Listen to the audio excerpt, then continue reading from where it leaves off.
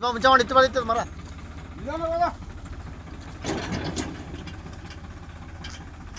ಹೋಗೋ ಹೋಗಿ ನಿಧಾನ ಹೋಗೋ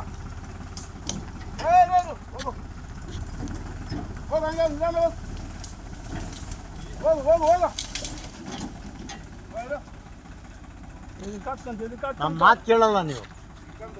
ದೊಡ್ಡವರು ಸಿಕ್ಕವ್ರು ಹೇಳಿದ್ ನಾವು ಕೇಳ್ಬೇಕು ನೀವು.